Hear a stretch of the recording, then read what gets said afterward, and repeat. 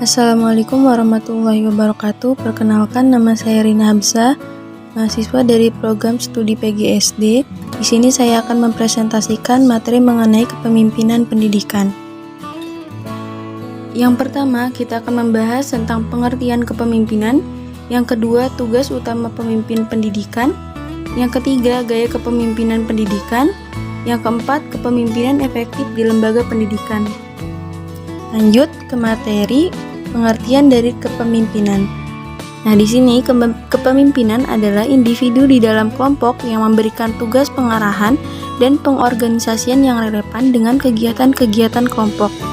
Kepemimpinan secara umum didefinisikan sebagai kemampuan dalam kesiapan yang dimiliki oleh seseorang untuk dapat mempengaruhi, mendorong, mengajak, menuntun, menggerakkan, mengarahkan, dan kalau perlu memaksa orang atau kelompok agar menerima pengaruh tersebut, dan selanjutnya berbuat sesuatu yang dapat membantu tercapainya suatu tujuan tertentu yang telah ditetapkan. Di sini dapat disimpulkan, kepemimpinan adalah seseorang yang mempunyai kesiapan dan kemampuan untuk dapat mempengaruhi dan mengajak seseorang agar tercapainya suatu tujuan yang telah ditetapkan oleh pemimpin tersebut.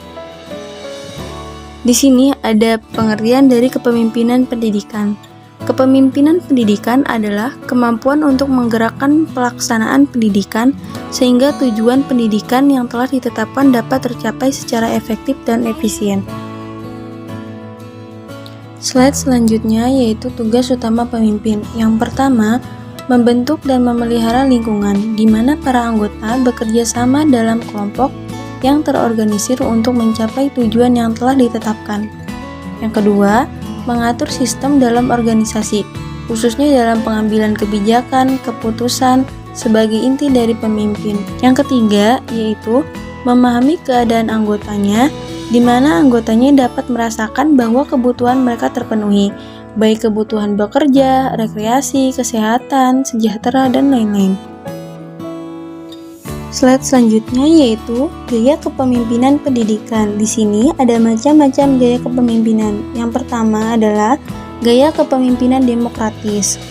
Gaya kepemimpinan demokratis adalah suatu kemampuan dalam mempengaruhi orang lain agar dapat bersedia untuk bekerja sama dalam mencapai tujuan yang sudah ditetapkan dengan berbagai cara atau kegiatan yang dapat dilakukan di mana ditentukan bersama antara bawahan dan pimpinan. Selanjutnya yaitu gaya kepemimpinan laissez-faire.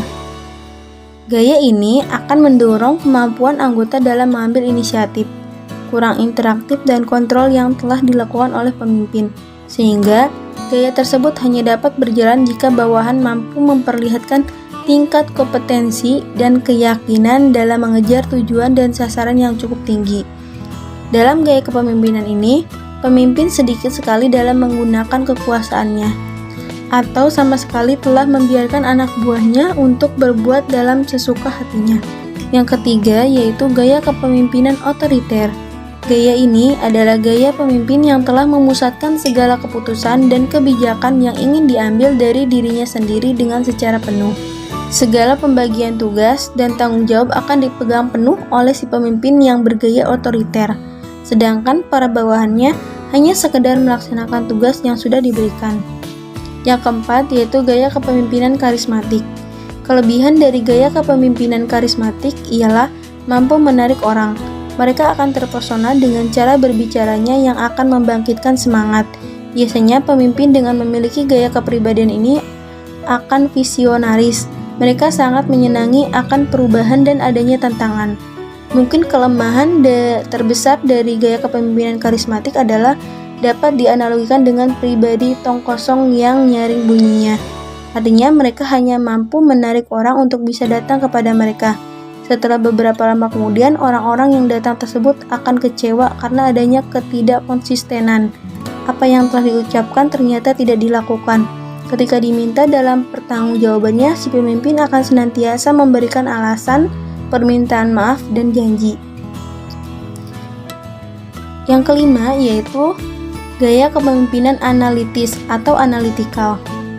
Dalam gaya kepemimpinan analitis atau analytical adalah biasanya untuk pembuatan keputusan didasarkan pada suatu proses analisis terutama analisis logika dari setiap informasi yang didapatkan.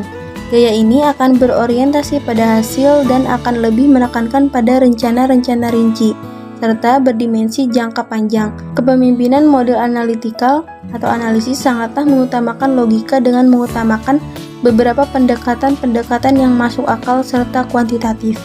Yang keenam, yaitu gaya kepemimpinan militeristik. Tipe gaya kepemimpinan militeristik seperti ini sangatlah mirip dengan tipe kepemimpinan yang otoriter, yang merupakan tipe pemimpin yang senantiasa bertindak sebagai diktator terhadap para anggota kelompoknya. Sifat-sifat dari tipe kepemimpinan militeristik yaitu: yang pertama, lebih banyak menggunakan sistem perintah atau komando. Kedua, keras dan sangat begitu otoriter. Yang ketiga, kaku dan seringkali untuk kurang bijaksana. Yang keempat, menghendaki adanya kepatuhan yang mutlak dari bawahan. Yang kelima, sangat menyenangi suatu formalitas.